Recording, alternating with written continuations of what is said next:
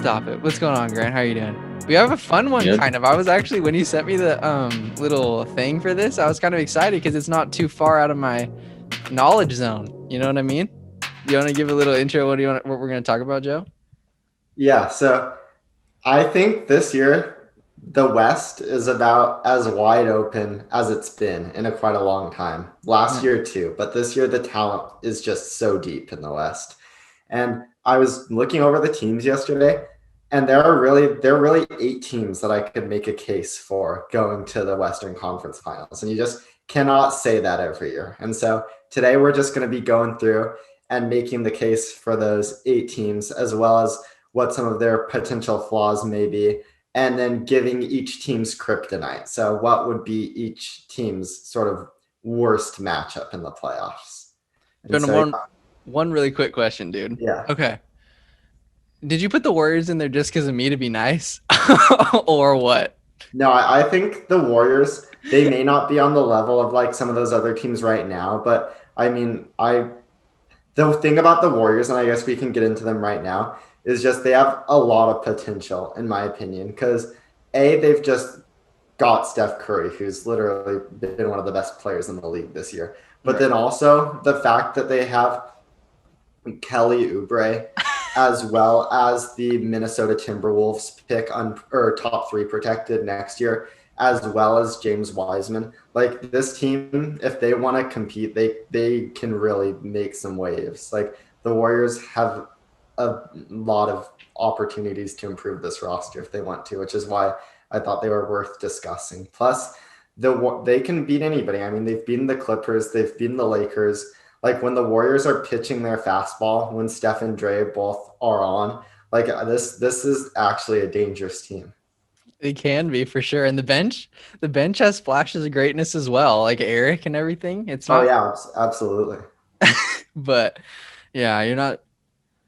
Yeah, I love how you were talking about like we show kind of promise or whatever, but I just still get so salty when we talk about James Wiseman, my guy. What team do you want to start out with? You want to start from best team down and then give those kind of things, or no? Yeah, I guess the natural place to start would be the defending NBA champions, Go. the Los Angeles Lakers here. They've kind of been sleepwalking through this season. I'd have a hard time saying they look engaged every time I watch them play, but they're still getting it done. I think right now they've got the second best record in the NBA behind the Jazz.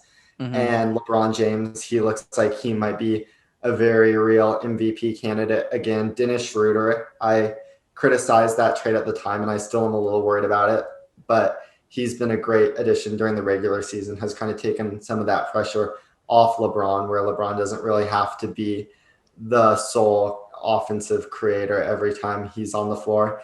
The one little piece about the Lakers that has been concerning is Anthony Davis, who, especially on offense, he's taken a bit of a step back this year.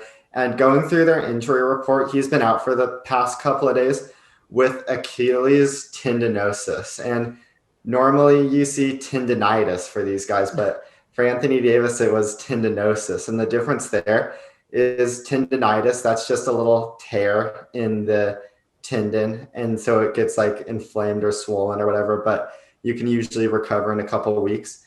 The tendinosis, that's more of a degenerative condition that's caused by like the chronic overuse of a tendon. And that is a bit of a longer recovery time. And the Lakers, they might not have the luxury of holding 80 out for extended periods of time. And usually with these sort of injuries, you can power through them. It just leaves that tendon very vulnerable. And so knock on wood, Right. that we don't see 80 have a tear or any sort of worsening of that injury, but it is a major concern that it's that tendinosis instead of the usual tendinitis. Yeah. So would it be fair to say that they're kind of one of the reasons why they wouldn't make the NBA Finals is AD's health? Yeah, I think that's fair. Because that's what I wrote as mine. And that could be an explanation for why his play has kind of dipped this year. Oh yeah, 100%. And then you definitely, obviously LeBron's the biggest reason why they would make it to the finals. Well, yeah, I mean, when Captain Obvious, Kellan. Grant, what do you think about this Lakers team? They've been all right so far. Yeah, I mean they're pretty. I mean, they're the Lakers. It's pretty hard to argue Mhm. against them. I feel like a couple of the players that are like kind of make or break for them is Schroeder and Wes Matthews, in my opinion. Two of those guys, like in the games that I've watched, like if those two guys are playing well, it gives them a lot of help. Especially THT has been pretty good too. I mean, he's been getting quite a few minutes.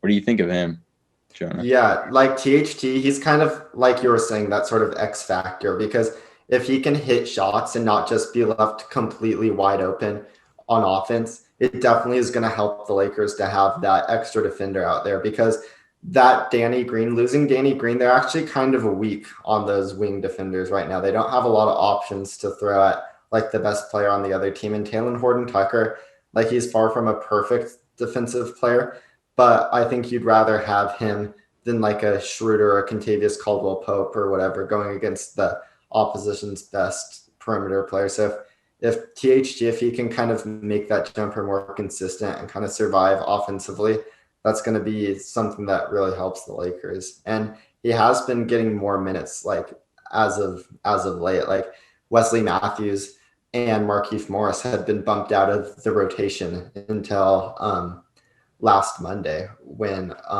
or not last Monday, last Tuesday, I think it was when AD started missing time. And so that emergence of Talon Horton Tucker, that's been kind of an interesting storyline for the Lakers because I don't think I really expected that going into this season. Yeah, for sure. Interesting, bro. I've never even heard of that guy. He's kind of good. Yeah. Wait, where did you go to school? Iowa State. Wow. Interesting. Yeah, that's dope. I don't when I was trying to make up my mind in terms of what teams are their kryptonite, I have no idea. Do you guys want to save that till the end, or do you just want to do that as we go through the teams? I don't really care, but I was just thinking, I mean, in terms of I think we kryptonite, should yeah, I don't know, dude. we should do it as we go through, I think. Yeah. Okay. Well, Jonah, what's your biggest? Well, who's the biggest teams or team? Are we just gonna do one singular team, or do you want to do multiple teams that are their kryptonite? Yeah, you can do as many as you want. I kind of just picked out one for each, but if you have two good answers, I mean, I'm not going to prevent you from saying both of them. So Who's the Lakers' biggest threat? I went with the Clippers and the Lakers. They had a wonderful run to the championship last year, but I think we were all very excited to see how they matched up against their Staples Center counterparts, and we never really got that opportunity. I was also tempted to say the Portland Trailblazers. I actually, going Oh, into the bubble, I thought if the Blazers were able to obtain that eighth seed, they would beat the Lakers. And then as the injuries started to mount up, that became a little bit less realistic. Recall the Blazers actually won game one of that series, and it was only in game two when Damian Lillard dislocated his finger that the Lakers kind of started to run away with that one. So I do think a healthy Blazers team could give the Lakers some problems. But I have to go back to the Clippers again, though, because I actually think the Clippers will have a very good chance of beating this Lakers team. I think I'd give the Clippers like a 55% chance. And it's just like we were saying before, the Lakers, they don't really have those elite one-on-one wing defenders, especially now that they replaced Danny Green with Dennis Schroeder in the starting lineup. I mean, that's a great luxury to have in the regular season, to give LeBron a rest and kind of put that responsibility on a more conventional point guard's shoulders.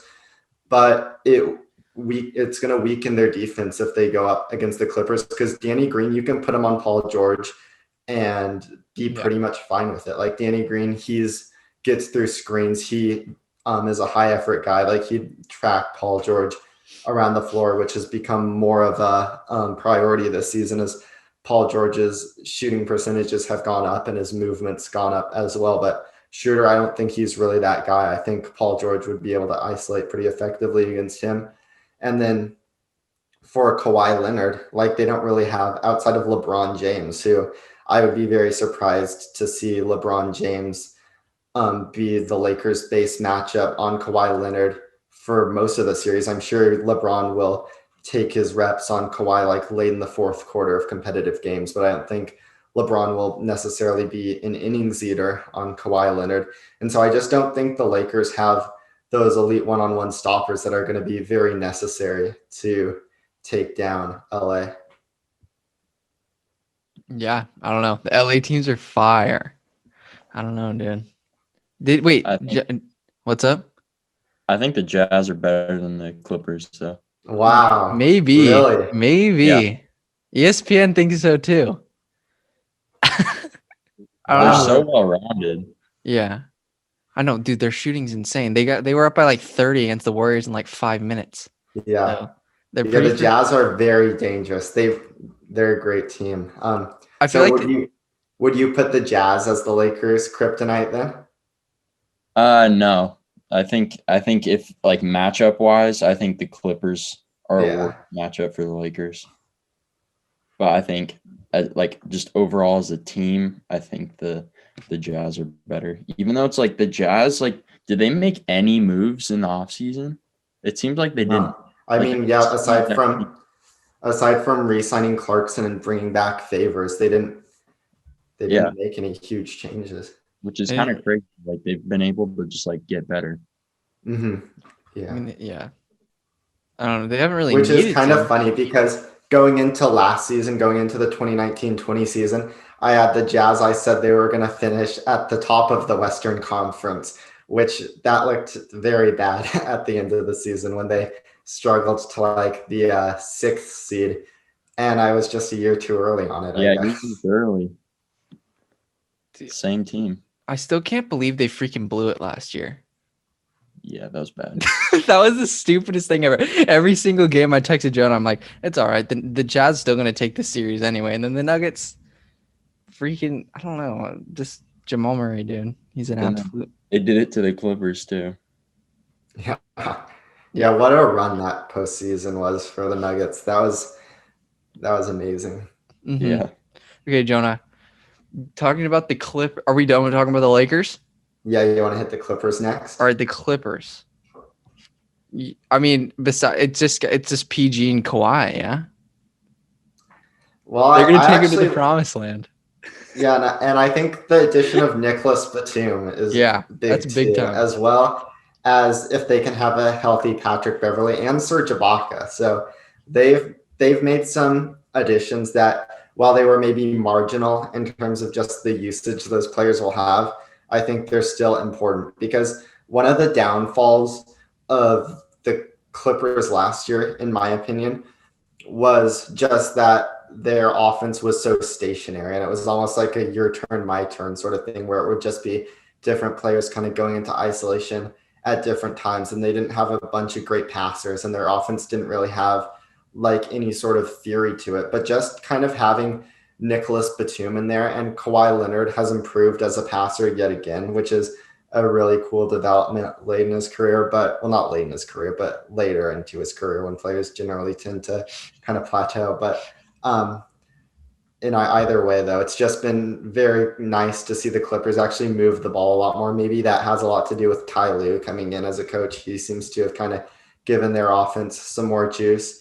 But I think this is a very different Clippers team. Their offense kind of stagnated. It would get stuck in the mud. But this year it looks a lot more fluid, a lot more movement, like I was saying. And they're getting a lot better shots. And that's kind of being reflected by the percentages they're shooting. Like Kawhi, Paul George, both members of the 50-40-90 club. Damn. Patrick Beverly shoots 40% from three. Batum shoots 40% from three. Marcus Morris, he's a 40% shooter. Serge Ibaka, 39% three-point shooter. Yeah, Kennard, Lou Williams. Like, this team is just stacked with guys who can shoot the ball on offense and keep it moving. So this is just like a very well-rounded team, I would say. Yeah. I don't know, Grant, what are the biggest weaknesses you think on the Clips?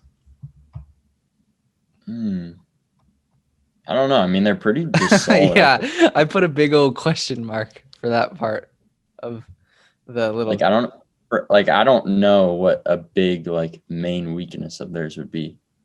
I would say bench defense, because the Clippers, they've kind of been a middle of the pack defense, which is surprising because when they're starting units on the floor, they're number one by a mile. But it's just their bench unit that's getting absolutely punished. Like when they roll out combinations of like Lou Williams, Luke Kennard, Reggie Jackson, like those guys are. That's a very flammable group of bench guards, and then throwing Zubats in there, and it just Hack City. they're kind of getting toasted. But I do think that they can make a trade though, because Kennard, Reggie Jackson, Lou Williams, all those guys are somewhat redundant upon each other, in my opinion. Like I would love to see them get George Hill, who's a more low usage player, but probably a better shooter than any of those three other players. And he can actually guard guys on the perimeter. So I think he would be a massive get for this Clippers team. Even a guy like I don't know if they have the assets to go after him, but like a Larry Nance, or not even necessarily a guard, but just one more really good perimeter defender. That way, they're not getting just destroyed every time they put those bench groups in the game. I mean, it's not a huge weakness because in the playoffs, you would hope they don't have to play those guys too often without Kawhi or PG on the floor. But I mean, if you had to pinpoint one particular area, that's probably what I would say. What's like the differential? So like when they're on defense and stuff, how many points are they giving up when those guys are on the floor? Here, I'll look it up really quick. Is it really bad? Is it like legit really bad? Yeah, it's pretty bad. Grant, do you want to give their kryptonite while I look up the difference? Sorry, Jonah, I didn't mean to put you on the spot there, guy. No, I should have had it prepared. Nah. Yeah, I don't know if I've ever seen Jonah have to look something up on the spot. Jonah's just rushing to his phone, bro. Are you just going to ESPN, Jonah? No. Okay, so when Kennard's on the floor, their defense is 11 points per 100 possessions worse. When Lou Williams is on the floor, their defense is 11 points per 100 possessions worse. And when Lou Williams is on the floor, their defense is 8 points per 100 possessions worse. So like 10 points. And contrast that with when Patrick Beverley's on the floor, who would be like the point guard in place of those guys. The defense is 14 per 100 better. Paul George, 11 per 100 better. Batum and Kawhi both 10 per 100 better. So there is a very steep decline from starting to bench defense for the Clippers. Yeah, like that's like almost the range of like best defense in the league to work. Like that's trash as hell. Yeah, Grant, what's the kryptonite? The Lakers? Probably. I mean, I feel like the kryptonite for every team has to be either the Clippers or the Lakers. I mean, like just like thinking about it, because just they're the best teams. Yeah, we could have done that, but that would have been a little boring. I wanted to get because you like that's really. I think you hit it right on the head. I mean, these two LA teams are like the best teams in the conference. Well, them and the Jazz are the best teams in the conference by quite a bit, but I wanted to get it interesting with at least some of them. So for the Clippers, I actually went with the Phoenix Suns, because the Phoenix Suns, they're one of the few teams who I can say, actually they're the only team in the West that I can say they have the horses on the wing to slow down George and Leonard. Like when you look at Mikal Bridges, who's just been a phenomenal defensive player. They've got Jay Crowder, who's one of the strongest wing defenders in the league. He'd be perfect for Kawhi, because Crowder may not have like the foot speed to keep up with LeBron James or like a Kevin Durant maybe. But like Kawhi, who relies so much on that upper body strength and just backing guys down, like you're not going to back Jay Crowder down, I feel like. And then they also have Cam Johnson, who's a second-year player, but he's already a fairly solid defender at that position too. So they're one of the few teams where I don't act. And then Chris Paul, like for a point guard, he's pretty strong physical dude, as well as Devin Booker, who's like a big shooting guard as well. Got those broad shoulders. Like they're just not going to, like the Clippers are not going to be able to bully the Suns. I feel like the Suns are like one of the only teams where Kawhi Leonard and Paul George aren't going to be able to pick out the man that's guarding them and just isolate against them, which I think that's a big thing. And then the other point I wanted to bring up with the Suns, and this is a little bit more intangible when you think about it this way. But these Clippers, like, they have not proven themselves to be the most mentally and emotionally strong team in the NBA. Like, they blew that 3-1 lead to Denver. They were down 50 at the half to Dallas. They blew a 20-point lead in the second half to the Warriors. Like, this Clippers team, they can let go of the rope if things don't go their way. And if you're an emotionally fragile team, or if your head's not fully in the game, Chris Paul, he's not the guy you want to be going up against. Like Chris Paul, he's one of the best leaders in the NBA. He's one of like the most competitive players in the NBA.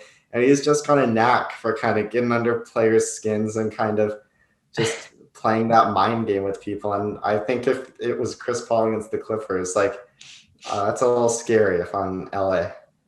I agree, dude. When that Mavericks Suns game, that was fire. And Chris Paul, ageless wonder. I don't understand. Yeah, he's still playing very well. The Suns are scary. What's their record? What are they, like 15-9 right now? Damn. 14-9, I think. 14. Yep. Shoot. And Yeah. they got probably their biggest win of the season last night against Milwaukee. I know. I hated it. Yeah. Yeah. Why? Because Just because the Blazers competing with them. Bro, it's so funny. I was watching Flight Reaction when he calls Giannis like a Kumpo or something. It's I so cannot watch him. He's so funny. So funny. I hate him. Why? Because he knows nothing. It's so frustrating. Donna kick. So funny. What team's next? Is there a particular order we're going in, or you want to go Jazz? Jazz next? Grant, do you want to pick our next team? Yeah, let's do the Jazz. All right. Let's go. The Spider. He's gonna lead him to the promised land. Yeah? Wait, should I go? Okay. If you want, bro. Okay. I feel like going into the season, I was a lot higher on the Jazz than a lot of people were, and now I feel like I'm a lot lower on the Jazz than a lot of people are, because they're a wonderful regular season team to be sure. But I kind of think Utah, they might be a bit of a paper tiger. Really? This year. Ouch. Yeah. I'm just a little bit worried about them going up against the best defenses in the league, because so much of what they do is predicated on just wonderful ball movement. Rudy Gobert, one of the best screeners in the NBA, creates a lot of space. They've got two very good playmaking guards that can really set up their teammates, and everybody on the floor for Utah is just a very smart player who keeps the ball moving. They are incredible at forcing defenses into rotations. And if there's a single like weak link on the opposing defense, like Utah's just going to exploit that and get an open shot. They really can keep their opponents on their heels and kind of force their will against other teams. But when you're going up against like the Lakers or the Clippers, who have a bunch of like really good versatile defenders who can guard a variety of positions, and they can switch the pick and rolls, and they can like actually execute rotations on the perimeter, I just kind of question how effective that strategy is going to be for Utah. And if that doesn't work, like what's their plan B? Like the Jazz, they don't really have an incredible isolation score. Like sure, Donovan Mitchell, he was lighting it up against the Nuggets in the playoffs last year, but that Nuggets defense was very, very bad. And once they were able to get Gary Harris back from injury after the NBA went on hiatus for a couple of days, after they got Gary Harris back, he was really the key to kind of slowing Donovan Mitchell down for the second half of that series as the Nuggets won 3 straight. So I just kind of am still unsure about how this Jazz team is going to play against the very best competition in the Western Conference. And on defense as well, they just don't have that really good one-on-one wing stopper. Like you were probably pointing to Royce O'Neal as that one guy. And Royce O'Neal, he was awful last year in the playoffs. And so it's going to be hard for me to trust him again. I know he's having an incredible shooting season this year, but he's still one of the lower usage players in the NBA. He hasn't really made an impact on offense too much, aside from just hitting one or two open threes a game, and it just really feels like he was a deer in headlights last year against the Nuggets. And aside from that, you're kind of looking at Bojan Bogdanovic, Joe Ingles, like Jordan Clarkson. I just don't really think they're scaring anybody with their like isolation scores or defenders. And I think they have such good ball movement and their players are so smart and they have such a good game plan that they can pretty easily beat like 20 out of the 30 teams in the NBA, but against the highest competition, I just don't think they have the talent to stack up. Yeah. Dude, I'm looking at their thing. Royce O'Neal, he's shooting 45% from Yeah. three. Yeah. Wow. Do the Jazz have the highest overall team field goal percentage in the league? That's a good question. It says 46, and that's hella high. And they're shooting 42 or 40 from three as a team. That's got to be up there, right? I'm checking right now. Watching their games, it's like everyone that's on the court besides Gobert is like hitting A threat. three. Yeah, Yeah, absolutely. That's scary. like they just have so much shooters, and I don't know. Boyan and Joe Ingles are like the same player. They're solid. They look the same. Yeah. They look like 40-year-old dads. Yeah. Men's league. They are the fourth best shooting team in the NBA, only trailing the Bucks, Clippers, and Nets. Oh, okay. There you go. Yeah, so still very good company to be in. I'd say. So Jonah, you just gave your thoughts on why they're gonna make it. What's the case for against? Wait, everything I just said was a case against the Jazz. Oh, really? Yeah. Oh, wait, you did? Oh shit. Bro, I wasn't. Yeah, I was too obsessed with Royce O'Neal's 45% from beyond three. Okay, I'll say my Okay. kryptonite. I think the Nuggets are definitely Ooh. Really? Yeah. Yeah. After seeing Jokic do what he did against Utah, that's kind of hard to forget that. Yeah. And like I don't know, they're pretty similar teams besides the fact like their focal point of like Gobert versus Jokic, which are like opposites. And I don't know, I just think that in the playoffs, Jokic like does a lot more for you than Gobert. Even though Gobert is really good and he helps their defense a lot, it's like I don't know, Jokic is just everything for them on offense. And I don't really like the Nuggets, but if there's a team, it depends how they're playing though, you know. But I really hope we get to see that series again. That's a great budding rivalry in the NBA. I think when you look at Jokic against Gobert, Murray against Mitchell, that was incredible in the bubble last year. I very much hope we get to see a rematch. And then just how exciting that Game 7 was too last year.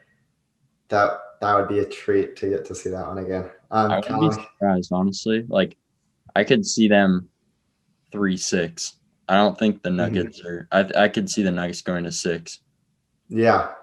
The way they've been playing, I think that's within the realm of possibility. Kellan, do you have a kryptonite for this Jazz team? I don't know, Jonah. Maybe dude. Let's see. For the Jazz, dude, I honestly have no idea. I don't even know, honestly. Would it just be a physical team, or a team that can body them up? The team I went with was the Clippers, just because when the Clippers get their lineup of Beverly, George, Leonard, Morris, Ibaka on the floor, they can pretty much switch everything. I really think they can take away a lot of the easy threes that the Jazz have been able to get against less talented teams. And then if the Jazz were to, and then once that kind of bogs down, like I don't think any of the Jazz players are necessarily scaring the Clippers defense in isolation. Like Batum, George, Leonard, even Morris, and even Ibaka to an extent. Those are all guys who can guard quite a few positions. Like I don't think you're going to have a lot of success posting up Bogdanovich against Beverly, for instance, like, or Mitchell, is he going to try to get downhill against like Marcus Morris? Maybe, but I just don't think there are going to be very many advantages for the Jazz to attack against the Clippers. And then on the other end, they really don't have anybody to compete with like Kawhi Leonard. And when they get that lineup on the floor and have Serge Ibaka kind of drag Gobert out of the paint, like, I really just don't think the Jazz are going to be able to do much to slow down the Clippers offense. And the Clippers have had one of the best offenses in the league so far. And so, yeah, I really think the Clippers are going to give Utah a lot of problems, even though the Jazz have played the Clippers very well in the regular season the past couple of years. I just have a feeling that a playoff series between those two would be a different story. Yeah, I have no idea. I just know that I besides the Warriors, I don't even watch the other teams, Jonah. But that's why I wanted to add in the Spurs. Yeah, So because we can talk about the Spurs. At least if you're watching the Warriors, you're seeing every other team at least a couple of times every year. So yeah, that's true. That's true. You want to pick a different team? I don't know anything about the Jazz besides Donovan Mitchell, bro. should we go to the Nuggets, because we were just talking about the Nuggets and stuff? Yeah, let's go to the Nuggets. Your favorite player, Nikola. All-star starter Nikola Jokic. Yeah, we don't need to relitigate the Nikola Jokic thing from last time. Just to bring up, I guess, that the statistics have not improved. I was sure to check that before we started the podcast today, and there has not been any uptick in the Nuggets defense when Jokic is on the floor. Yeah, surprisingly. And so I do think that'll be a major weakness for them in the playoffs. Like, you just need to have like good rim protection. Like, that's not really one of those negotiable things. I mean, 19 of the last 20 NBA champions have had a top 11 defense, and the one who was at 11, that was a team with Stephen Curry, Klay Thompson, and Kevin Durant. So, I mean, you really need that upper tier defense to kind of survive in the playoffs. And not only do the Nuggets not have a top tier defense, they don't really even have a middle tier defense. Like, it's just been kind of bad. So that's going to be a big issue for them. If there was a positive, like Nikola Jokic, he just creates so many like mismatched nightmares for defenses. Like, there aren't very many teams that can really hang with Jokic. There definitely is one who can, and we'll get to them. But I mean, yeah, I don't think teams are really going to be looking forward to seeing Jokic in the playoffs, especially he really, the last couple of years, has kind of risen to the occasion, which most centers don't normally do. Usually the centers who are kind of drivers of their team's offenses have historically kind of failed to rise to the occasion in the playoffs, at least recently, like in the past 10 years. But Jokic is a definite exception to that. So, yes, sir. I don't know. The Nuggets are pretty good. They beat the Warriors, so must be a pretty good team. Yeah, I'm low on the Nuggets. I don't think they're very good. Like, I just feel like they don't have, like, especially at the wing. Mm-hmm. I just feel like they have a few players that are like at similar level, like JaMychal Green, Will Barton, those guys. Yeah. But like, they're not super deep, and none of them are that good. Yeah, exactly. And maybe if Jamal Murray was like playing the way he was in the bubble, or even at least close to that, we'd be like singing a different tune about Denver. But really, it's pretty much been a one-man show for them on offense. Like, Murray has not been the co-star that we sort of hoped he would be. Yeah. And I don't know, Paul Millsap's kind of washed, in my opinion. Yeah, I like the idea of Millsap on this team, just because I think in order to be successful, at some point the Nuggets are going to have to find a power forward who's a really like good rim protector. Like, they're going to have to find their like Draymond Green or their Anthony Davis or even like their PJ Tucker, or Paul Millsap was like that 5 years ago. But you're 100% right. Like, this version of Paul Millsap, he's not really filling that role for them. And he has been able to hit open shots, which that's been good for their offense. But yeah, they're definitely, in order to win with Jokic, they're going to need really good defense at the power forward position. And Millsap's just not really bringing that at this stage in his career. Yeah. Bro, did you? Even though Michael Porter Jr., I think could be really good. I don't know if it will be this year, though. Like, in the next few years, he's going to be really good, but I don't know if he'll do it for him this year. Yeah, we're going to have to see him on the court for more than like 10 games. He's been in and out of those COVID protocols all year. I know. But yeah, the upside of Michael Porter Jr. is very exciting, especially whether that means like he'll be a great player for the Nuggets or they'll be able to like put him in a really big trade. Like either way, I think the key to elevating this team has a lot to do with Michael Porter Jr.'s development. Yeah. When I was watching the game with the Spurs, is it Azubuike? He's the other. I think that's his name. He's the other Warriors announcer, and he called.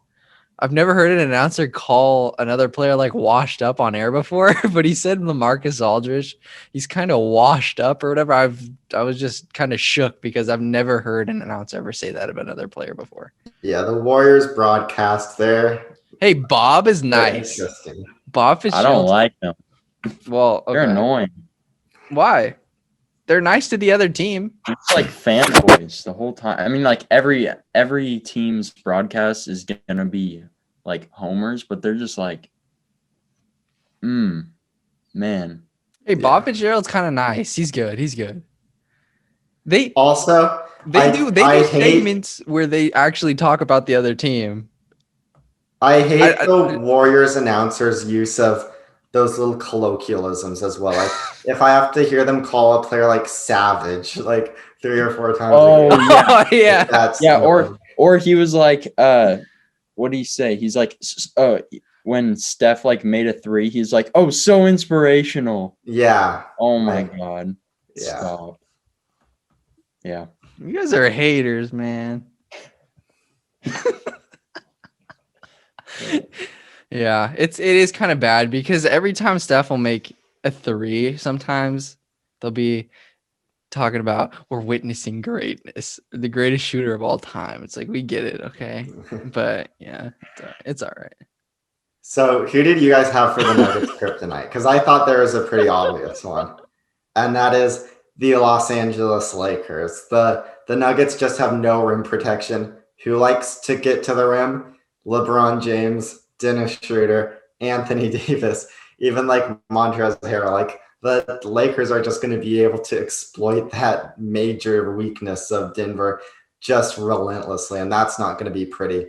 And then on the other end, these two teams played last Thursday, and the Lakers, they were able to pretty much slow Jokic down to a halt.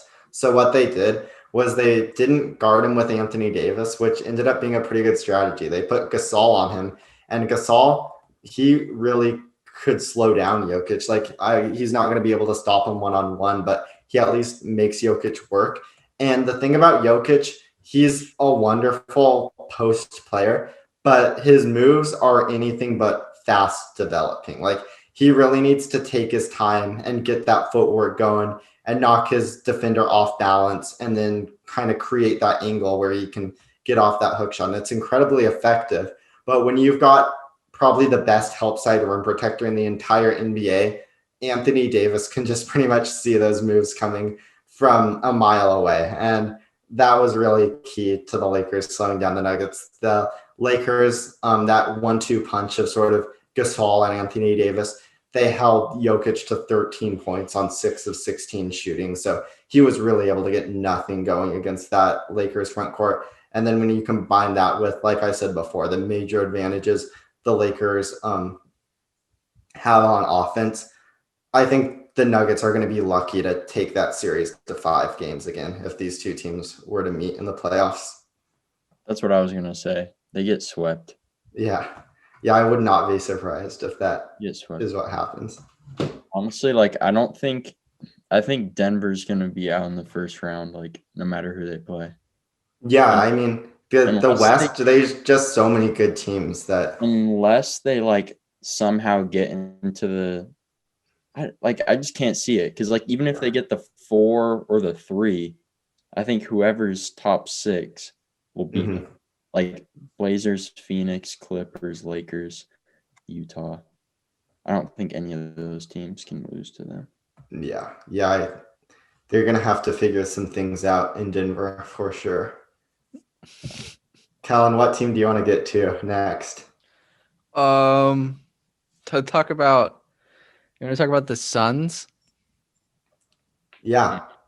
After Yeah. their rousing victory last night. Who'd they beat? The Bucks. Oh, And Giannis, they took Giannis's best haymaker. Like, what did he have? 42 points, 45 points, 47. 47. Wow. Yeah. So Giannis he had a huge game, but the Suns were able to come out with that one. And maybe if Drew Holiday was playing, that might be a different story. Like, most of the Suns offense comes from those two guards. And so having Drew Holiday, like, that would have been a big thing for Milwaukee. But really, the way the Suns have been winning most of the season is just on the defense. They've got a top 6 defense in the NBA. And I think a lot of that is out to Mikal Bridges. He's legitimately one of the best defenders at his position in the NBA. And then they have Jay Crowder. DeAndre Ayton, he's not the most versatile guy in the world, but he's at least like a very big body that you can just put at the rim. And he's got his shot blocking instincts have gotten quite a bit better this year too. He doesn't foul out in the first 5 minutes that he's on the court anymore. And so I think his improvement's been big. And so, yeah, I mean, this Suns team, in order to like succeed at the highest levels, I really think you need like a top 5 to 10 player in the NBA at least. And the Suns, they might not even have a top 15 player. So I just think the Suns, they may lack that really high end talent, but they're a very well-rounded team. They don't have any like one weakness to exploit. And so, yeah, And I that's think, kind of how the Jazz are too, though. And in my opinion, that's kind of like a strength of theirs is that they're just like so well rounded. yeah. I think the Jazz are a lot better than the Suns, though.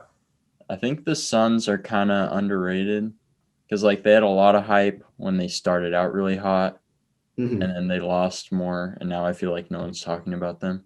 Yeah, now they're back. They've won what, 7 of their last 8 now. dang. Yeah, I feel like they're 4th or 5th in the West, like best team. Yeah, I think that's fair.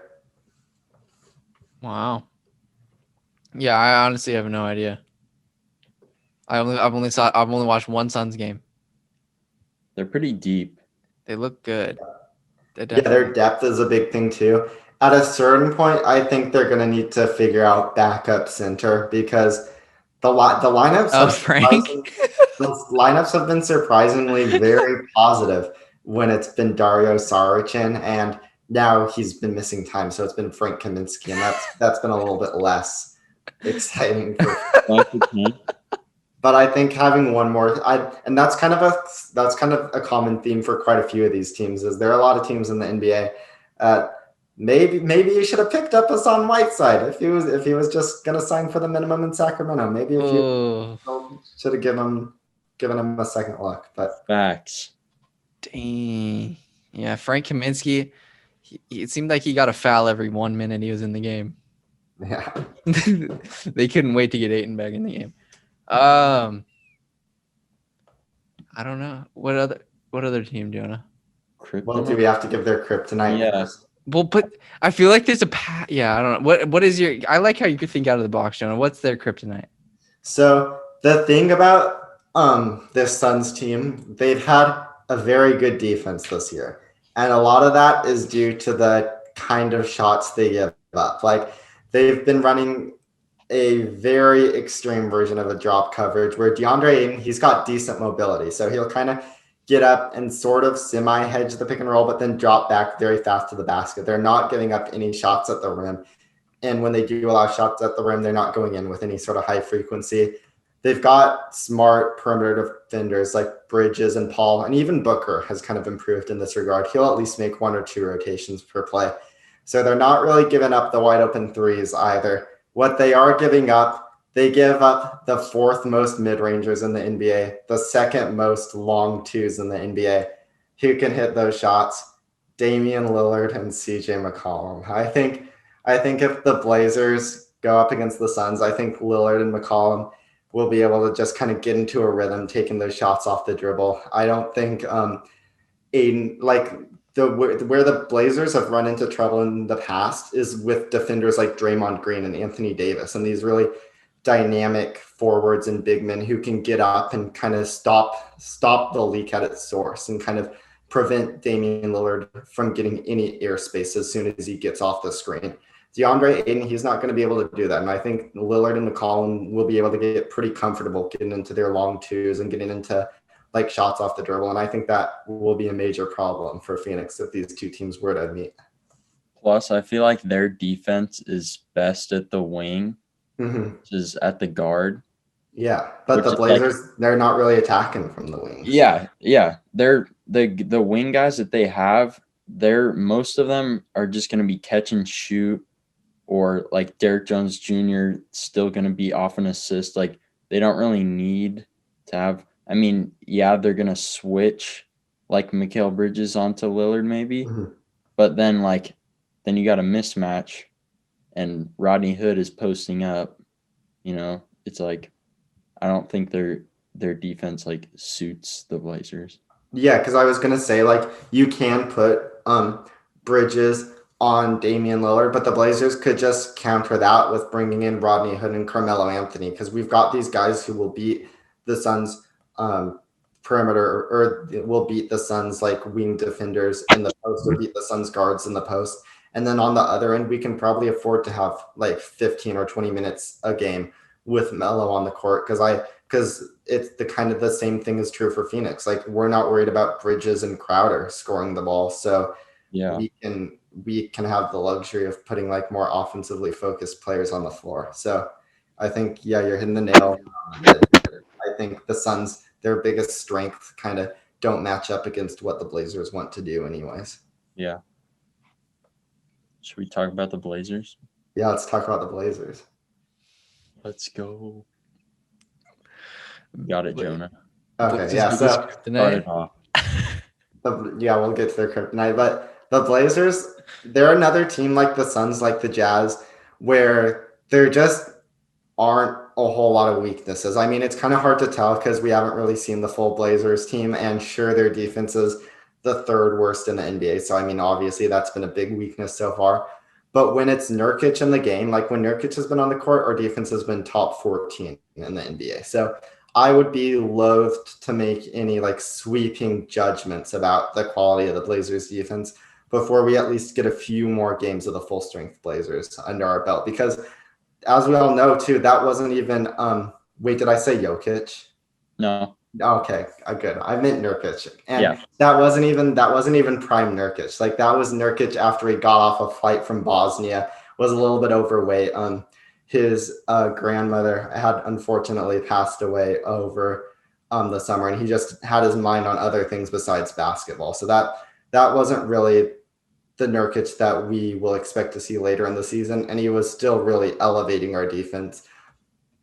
And so I just think that a high end for this Blazers team is still like very tantalizing to me, because like when Nurkic is on the floor, the defense is above average. Like we've got our heads above the water, and then with Damian Lillard and CJ McCollum, like we're inevitably going to be one of the best offenses in the league. And so I think this Blazer team, like they're going to scare some people. I think the downfall, similarly to the Jazz, is that Derrick Jones and Robert Covington, they're wonderful team defenders. They're great at getting into passing lanes, but they're not really those one-on-one stoppers that you kind of need to survive against like the best players in the NBA. And so I think that would be the one issue. But I'm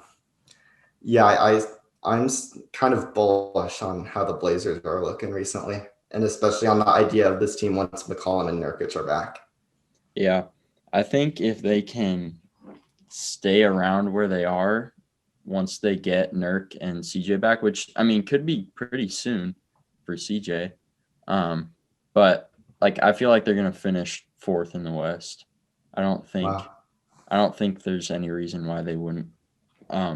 But yeah, like they're just well rounded, and the defense is really bad right now.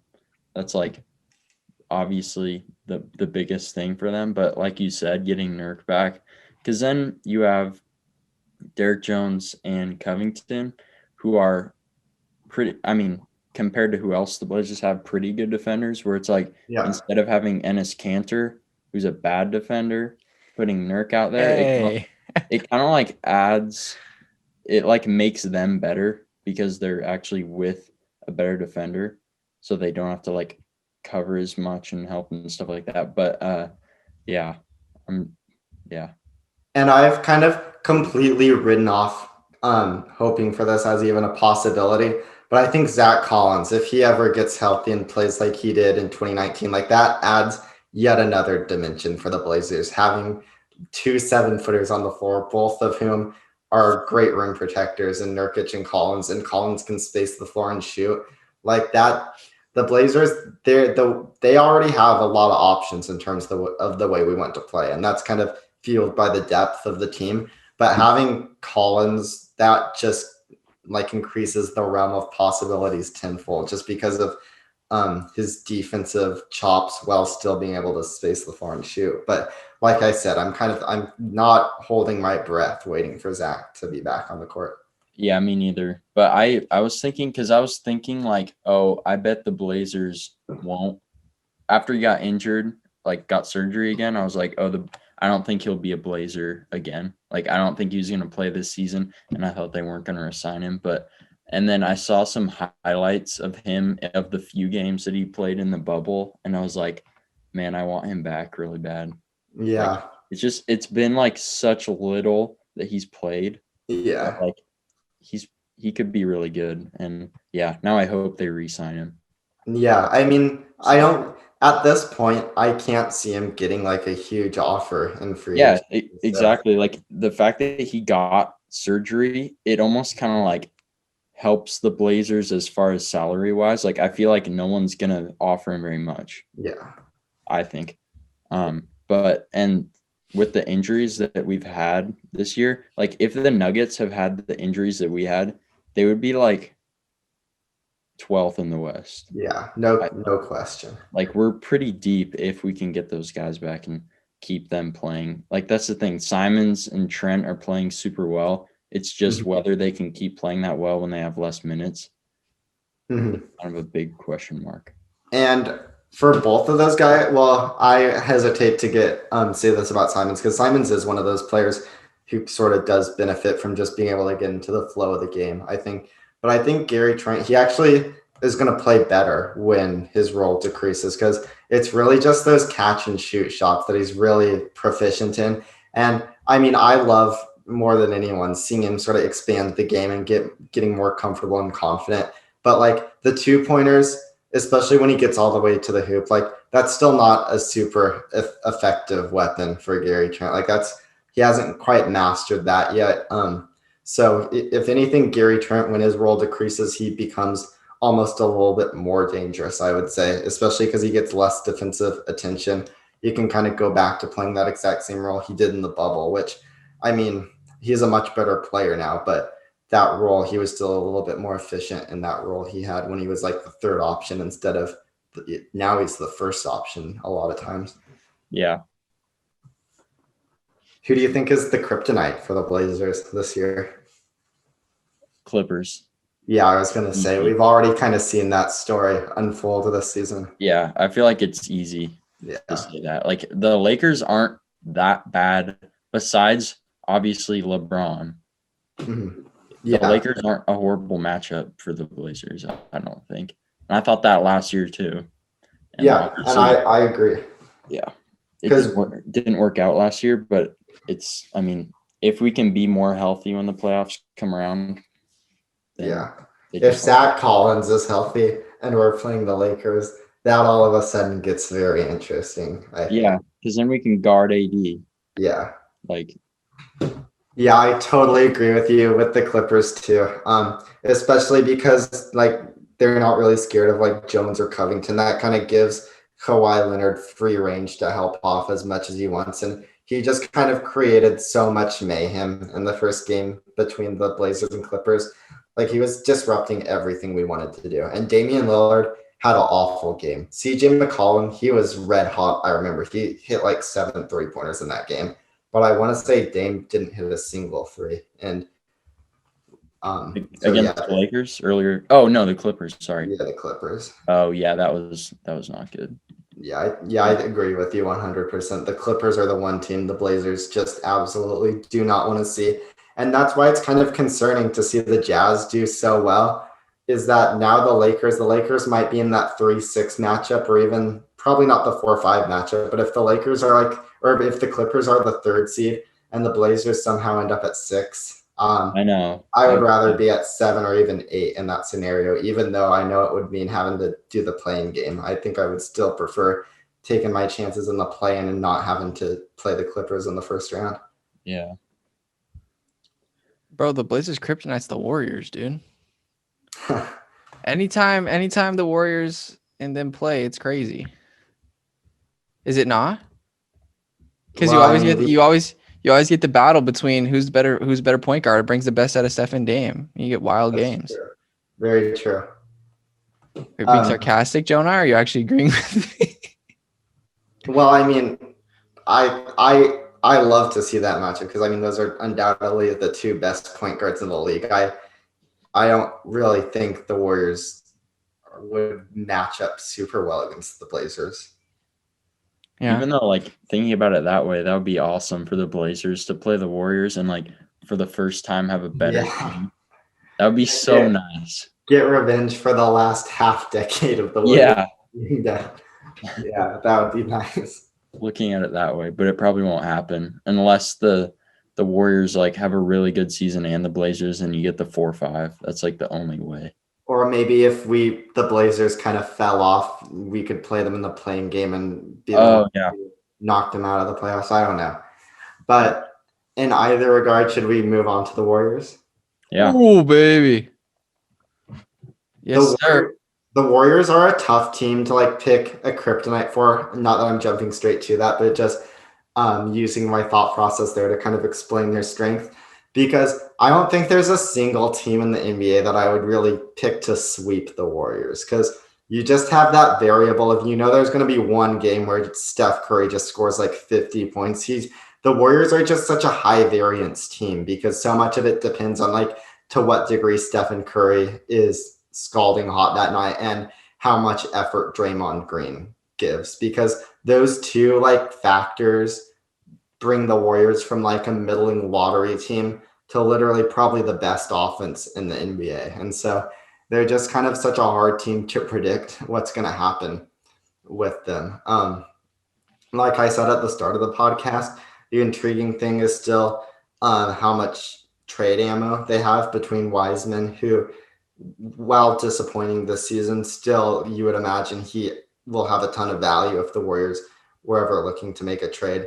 And that Timberwolves pick, the value of that just keeps going up as the Timberwolves have just looked pretty miserable to start this season. And so that's probably the best trade chip in the entire NBA that the Warriors are in possession of right now, is that Minnesota pick. So the Warriors, they can definitely make some moves if they want to. We talked about a few times Lonzo Ball and JJ Redick. I think both of those guys make sense. If you can offload Kelly Oubre for either of those two players, I would definitely do it for no other reason than just to keep that kind of cap spot filled up, because the Warriors, they're well above the tax right now, and they're going to be well above the salary cap next season. So if Kelly Oubre were to leave next year in free agency, they have no way to replace him, because it's not like they're going to have salary cap space instead of Kelly Oubre. He's just going to be leaving, and they're going to be replacing him with Ether instead, unless they were able to sort of negotiate that sort of sign and trade where they could, in that case, create a trade exception, which they could use to add another player. But aside from that, Kelly Oubre leaving in free agency would be pretty damaging. And that's why I think it might make sense for Golden State to move Oubre at the deadline and replace him with a player they know they can keep long-term. So Lonzo Ball, perfect example of that, because he's going to be restricted after this year. So as long as ownership's willing to spend, and Joe Lacob has given no indication otherwise, the Warriors will be able to keep Lonzo past this year. And JJ Redick as well. He's a similar case as Oubre that he'll be unrestricted after this year. But it's not like any team's going to be making some big offer to JJ Redick. So you would think the Warriors would be able to keep him around. So I think both from a basketball standpoint and then just from a financial salary cap since moving forward, I think the Warriors are very likely to be movers at the trade deadline. Yeah, I hadn't really thought about that, but Maybe. I definitely agree. I think they have to as a team as they are right now, because like they're not like Denver. I can't see them beating any team in the first round. Like Yeah, team I wise. mean that I could see them. I could see them beating a team just if because you never know if Steph Curry gets hot there. Like if that happens, they're so much better than Denver under those circumstances. But there's just no guarantee that that will happen. But I Yeah. probably wouldn't favor them in any first round matchup. But there's just a ton of variability to them. Yeah. I feel. Yeah. I think if they were to make a trade, in addition to the guys we've already talked about, like center would be a position you would look to as well, because I know like in high leverage minutes, like late in the fourth quarter of close games, they'll probably have Draymond out there as the 5, but it's not like you're going to put Draymond Green as the center for a majority of his minutes. So just having a competent center when you're not playing Draymond Green at 5, that would be a nice luxury for them. Obviously, you can have spurts of Kevon Looney as well, but just maybe another guy in there. I'm not exactly sure who that would be, but that could just be something they look into. Yeah, center probably is their biggest weakness. Yeah, I would say center is shooting. Any sort of offensive creation, that's kind of their downfall. Is aside from Stephen Curry, like who's really getting this offense humming. They don't have any great one-on-one player. Like they don't have anybody who's kind of attacking their guy in isolation. Their backup point guard, Brad Wanamaker, he's had a pretty rough year. Yeah, it's awful from behind, from 3, dude. It's like, stupid. His defense has been very, very solid this year. But yeah, aside from Stephen Curry, they really have nobody who's kind of taking control of the offense. I mean, Draymond Green from a passing standpoint, but even he's not really creating advantages. He's the one guy who can sort of exploit the advantages that do come as a product of Stephen Curry's brilliance, but like nobody else is really creating advantages outside of Steph. So one more just offensive piece would be big for them. That's kind of why I was advocating for them to go after Redick. That's one of the reasons why I think Lonzo might be an interesting one. Just adding one more skilled passer would help, especially in transition. Like if you can get out running with Steph, like that could be an interesting wrinkle. They just need a change up on offense. Like they need something they can go to that's not Stephen Curry, I feel like. Yeah. Kellan, do you think that's fair? Yeah, I think that's fair for sure. Well, just next year when we get Clay back, it's gonna be fine. Hopefully. If he's the same freaking player. Who knows? I mean, there's no reason to expect him not to be. Shut up, Joe. I hate you. Is that almost every team? Yeah, well, we need to do the Mavericks and Spurs. We can go through them The fast. Mavs, baby. Should we do the Warriors kryptonite really quick? Yeah, the Warriors kryptonite is basically any team that can shoot. I mean, we've already seen it. It's the Jazz. The Warriors, they've got good one-on-one defenders in like Wiggins and Wanamaker. They've got players who are like good ball hawks and can jump passing lanes in Oubre and Bazemore. They don't really have a ton of smart team defenders who are going to play on a rope and make consistent rotations. And the Jazz just prey on those kinds of teams. And this is the one instance where I picked my kryptonite based off of a matchup that already happened this year. And the Jazz annihilated the Warriors. Like they just ran rough shot on Golden State in the first quarter. It was like 18-0. And the Jazz were just getting one wide open 3 after another. So I think they match up pretty well against Golden State. Big time. But yeah, dude, we were down by 30 in like 5 minutes. Yeah. In terms of the Mavs, kind of fire. As long as Kristaps doesn't start slinging 3 balls from 30 feet plus, they're gonna be fine. Well, I mean, that's probably what you want Kristaps to be doing. Like I guess. I mean, if he can make them, it's fine. that's kind of the point of having Kristaps is that he's gonna kind of spread the floor and make some threes. It would be I nice. It would be nice to have a big man that actually did something, though. I would be too scared of the opposite, where Kristaps becomes a little too enamored with those post up shots that he is not so great at. Grant, do you have any thoughts about Dallas? I don't know. I feel like they should be better than they are. Oh yeah, They're not like super undeep. Like they have some depth. yeah. And like they lost Curry, which that hurt them a lot, but Yeah, I underrated how much they needed Curry. That was a big loss for them. yeah, because like Hardaway, I thought that like he's not even playing that bad, but I don't know. Yeah, I think we're really gonna have to wait till the playoffs to see like how their changes affected them because they were a fine regular season team last year. It was really the playoffs where like their lack of defense became an issue, and so I'll just be curious to see how the new guys like Josh Richardson or even James Johnson kind of stand up to that playoff crucible because even though it would seem that they kind of have dropping off from the statistically the best offense of all time.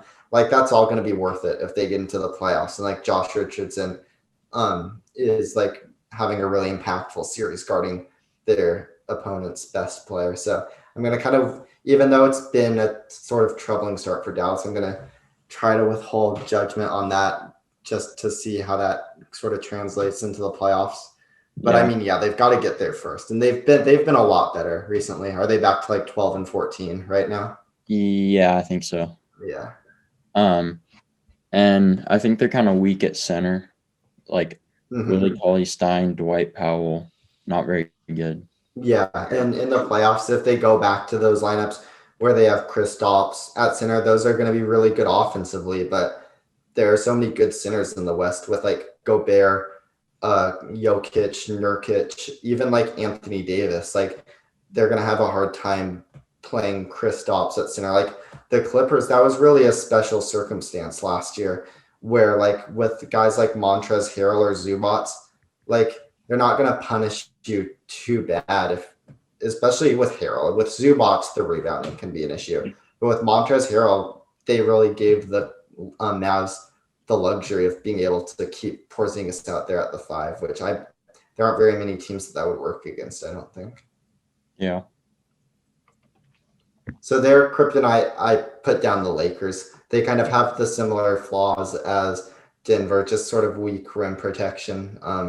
Nobody who really matches up too favorably with LeBron. Not that many people do, but who's their best guy to guard LeBron? Like Dorian Finney-Smith or Maxi Kleber. I don't think that's going to go too well. Even though the Mavs and the Lakers, they've had some pretty good games over the past couple of years. I think a playoff series, that would be troubling for Dallas. Yeah. Agreed. Yeah, as long as Luke is playing, anything's possible, though. And the last team that we are getting to, and the other thing I wanted to bring this up, I wrote this down but forgot about it until now. I think another reason the Lakers will give the Mavericks a hard time is that KP Luka 2-man game, which is kind of the base of the Mavericks offense. That's just going to be rendered completely ineffective because if they have Anthony Davis guarding Luka Doncic, they can just switch it. And I don't think Luka is going to be able to get too much hay attacking 80 in isolation. And then on the other end of that, are you really too excited about Kristaps posting up like Kentavious Caldwell Pope or Alex Caruso or whoever was guarding Luka?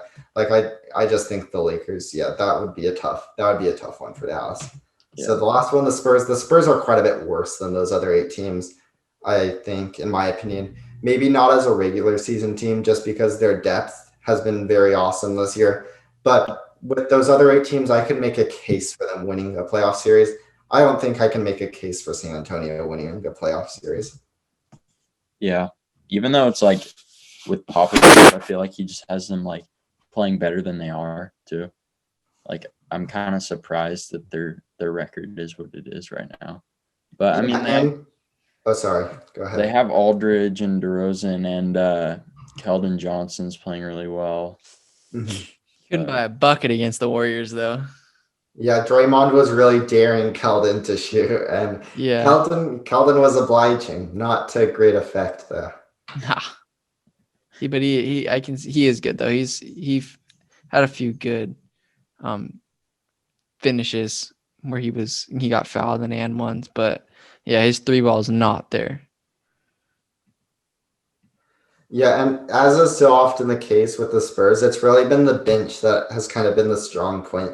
They're getting outscored by quite a bit when it's LaMarcus Aldridge and DeMar DeRozan in the game, but they've got so much good depth. Like when Patty Mills, Rudy Gay, Jakob Poeltl, a perennially underrated center, he's been having a very strong season. When it's those 3 guys in the game together, adding like Devin Vassell too, like the Spurs, when the starters are off the floor, that's kind of when the Spurs go on their runs. And those really strong bench teams, they always seem to underperform in the playoffs. I mean, I don't think the Spurs are going to make the playoffs, but if they were to, a lot of their advantages don't really hold up. DeMar DeRozan, another one of those guys who just is a perennial disappointment in the playoffs. His game just doesn't seem to translate so well to the playoffs, mainly because he relies on drawing fouls so often, which that's a great way to up your efficiency in the regular season. But the postseason is just always so much more physical. You don't get as many whistles in your favor as you otherwise would. And so when so much of your game is derived from that, I mean, that's tough. And his foul rate is at an all-time high this year. So now more than ever, he sort of relies on drawing contact, which that's just not an effective way to play in the postseason. And so, yeah, I don't think I'm not very excited about the Spurs. Fair enough. I think their kryptonite is everybody, but especially the Clippers. For the Spurs? Yeah. Yeah, basically. I'd go with the everybody thing too. Yeah, I don't think they're beating either of the 8 teams we mentioned before. Yeah. You never know. You got Pop on your side. He's a freaking wizard. I think Pop, he may have lost a step or two in his old age. Maybe, yeah. He's just sitting on the bench sometimes, just looking at his team like, what in the fuck? It's bad. It's bad. Not to say he's a bad coach, but he's not like the top in the NBA anymore. Yeah, I think the Warriors held them to like under 40% in both games. Wow. I mean, yeah, the Warriors defense, they've been very solid this year. And wait till we get Wiseman back. Yes. Then our defense is even better, right, Jonah? Yes. Oh, before we go, I had one new idea for the podcast, a little game we could do. All this is something they do on one of my favorite NBA podcasts, Hollinger and Duncan, if anybody wants to go listen. But they do this thing where every week they eliminate a team from the playoffs. And so I thought that could be a fun tradition for us to pick up starting this week.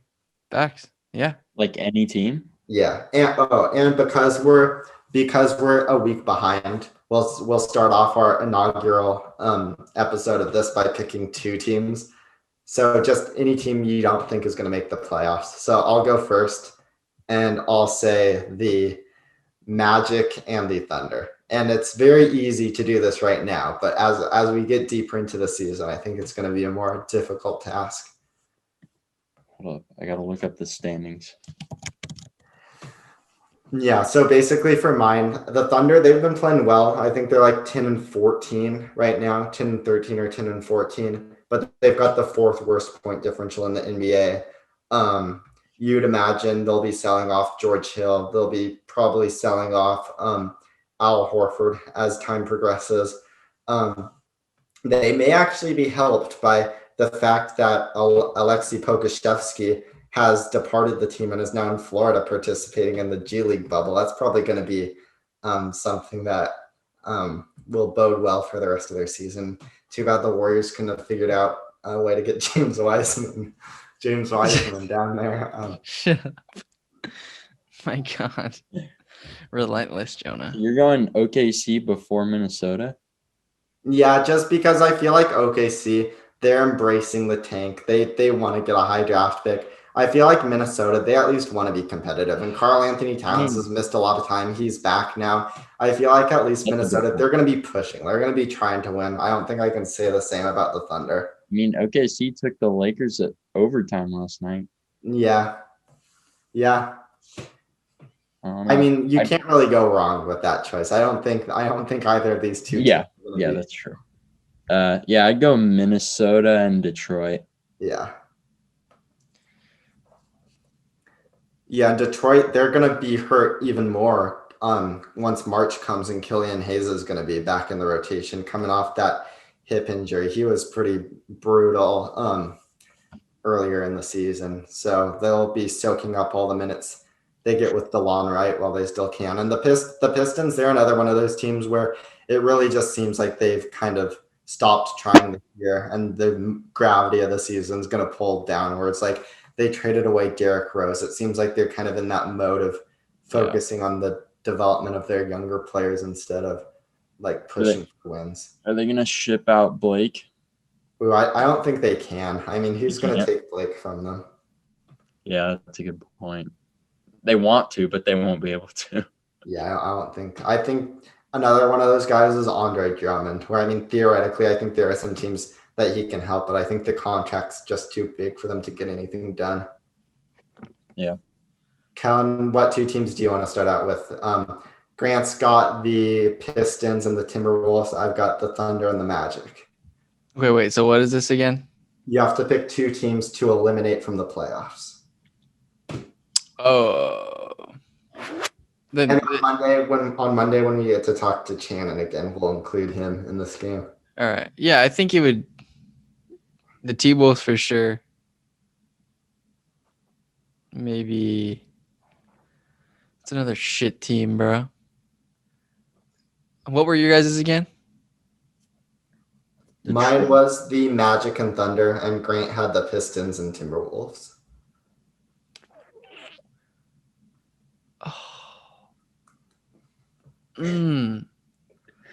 Maybe. Are the Bulls good? Not really, but Yeah, I'll go Bulls and Wow. T-Wolves, bro. The Bulls. That's a little bit aggressive. I think they're pretty. I don't know, man. I think they're pretty clearly four teams that are a cut below the rest. But I mean, I don't think the Bulls will make the playoffs, so I don't think that'll come back to haunt you. But Yeah, I don't know, guy. All right. all right, this was All this was a fun episode. Okay, yeah, sounds good. All right, Thanks for bye, coming on. guys. See ya.